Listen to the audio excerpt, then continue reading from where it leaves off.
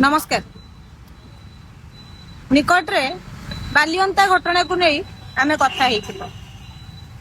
चिंता करंतु बरहमपुर रे 5 दिन 6 दिन परे जनकु किडनैप कला परे मारिबा कथा हेउ, तापर ढेंकानाल रे युवती को असदाचरण करबा परे तांकु क्षताक्त करबा हेउ कि तापर कणासर कथा हेउ, बालियंता बालीपाटना कथा हेउ, निकटरे रायगड़ा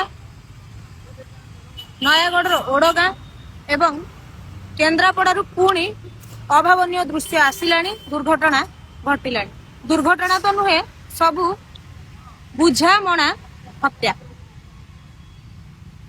जो भली भावे राज्य रे हत्या एवं हिंसा बढ़ी चली, बेआईन कार्यकलाप बढ़ी चली, ता भितरे प्रत्येक व्यक्ति असुरक्षित। ता भितरे गतकाली गोटे भाइराल कविता सामाजिक गणमाध्यम रे बुलीछि। आईन रक्षक जहां को आईन मंत्री करा जायछि, से गोटे भाइराल कविता पोस्ट करिसंती, जो कवितार शीर्षक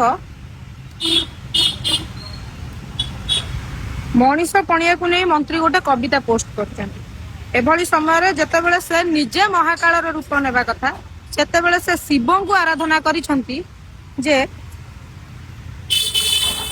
गर्जी उठू त्रिशूल तुमर, शेष हेउ दुनियार सबु अत्याचार।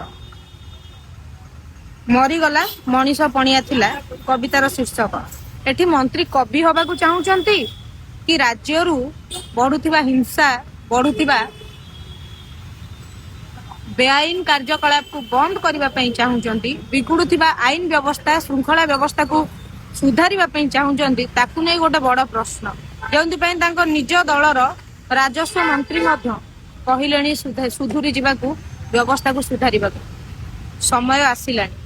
आउ एबे जदि ए प्रशासन सतर्क न हुए, एबे जदि ए प्रशासन न चेते, तेबे जिला बारी आउ गणा जीवनी, ब्लॉक बारी आउ गणा जीवनी, हुए तो ग्रामांचलर प्रत्येक पंचायत रे, प्रत्येक गाँ गली रे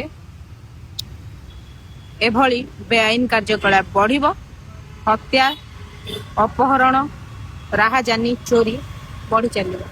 जदि एबे न चेतिबे तेबे केबे हबो, कारण नेड़ीगुड़ कौणी को बही गला परे ना ताकू चाटी हबो ना ताकू रोकी हबो। तेणु करी वर्तमान समय खाली जे प्रशासन को सतर्क हबार कथा ताहा नुहे, आम समस्त को सतर्क हबा दरकार। जनता हिसाब रे मध्य आम समस्तंकर कर्तव्य होउची जे आमे गोटे सुस्थ समाज रो परिकल्पना केवल करबानी, तार गठन रे समस्ते सहभागितार सहित सरकार को सहयोग करबा दरकार। आमे जे केवल गोटे भारतीय जनता पार्टी रो सरकार बोली आमे दोष देबा, पूर्वरु हौ नथिला एमिति न्यायिक व्यवस्था रे त्रुटि, ताहा नुहे। किंतु हाँ, सेतेबेले गोटे सीमा रे हेइतिला, वर्तमान ताहा सीमा लंघी।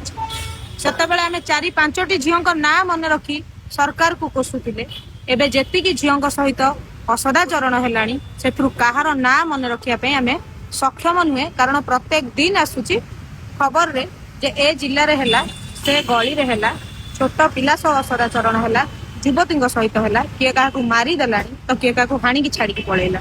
एभली परिस्थिति भितर केवल गोटिए बाट आम पाखरे, आमे निजे सचेतन हबा सह समाज को सचेतन करबा, प्रशासन को तागिद करबा जे प्रशासन पदक्षेप नबा दरकार। जदि व्यवस्था रे वास्तव रे परिवर्तन न आणंती, तेबे सत्ता परिवर्तन करी जनतांकर किछि लाभ होई। नमस्कार।